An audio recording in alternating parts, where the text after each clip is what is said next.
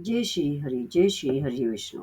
अमर की एकादशी के दिन जरूर पढ़े ये व्रत कथा, मिलेगा मोक्ष का आशीर्वाद। हिंदू धर्म में अमर की एकादशी के दिन व्रत रखने के साथ साथ व्रत कथा सुनने का भी विधान है। ऐसा कहा जाता है कि अगर व्रत कथा सुनी जाए तो व्यक्ति को व्रत का पूर्ण फल मिलता है।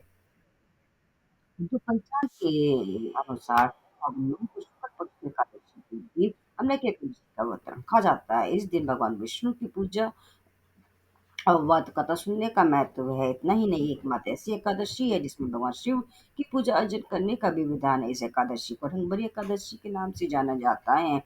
इस साल अमला की एकादशी 10 मार्च को है। अब ऐसे में जातक को इस दिन व्रत रखें और व्रत की कथा सुने। एकादशी व्रत कथा। पुरानी कथाओं के अनुसार वैदिश नामक एक समृद्ध नगर था। इस नगर में ब्राह्मण, क्षत्रिय, वैश्य और शूद्र सभी सद्भाव से रहते थे। सभी नगरवासी भगवान विष्णु के अनन्य भक्त थे और वहाँ कोई भी नास्तिक नहीं था। इस धार्मिक नगर में राजा चैत्र थे जो अपनी विद्वता और धार्मिकता के लिए जाने जाते थे। उनके शासन में कोई भी व्यक्ति दरिद्र नहीं था और सभी नगरवासी एकादशी का व्रत श्रद्धापूर्वक रखते थे। एक बार फागुन मास में अमला की एकादशी का पवित्र दिन आया। नगर के सभी निवासियों और राजाओं ने इस व्रत को भक्ति भाव से मनाया। उन्होंने मंदिर में आंवले के वृक्ष की पूजा की और पूरी रात भगवान विष्णु के भजन कीर्तन में जागरण में व्यतीत किया। उसी रात एक पापी शिकारी जो भूख और प्यास से व्याकुल था मंदिर में आया और वह मंदिर में एक कोने में बैठ गया और जागरण में शामिल हो गया। भगवान विष्णु और एकादशी की महिमा की कथा सुनी। इस प्रकार अनजाने में शिकारी ने भी पूरी रात जागरण में बिता दी। सुबह होने पर सभी नगरवासी अपने घरों में लौट गए और शिकारी भी अपने घर चला गया।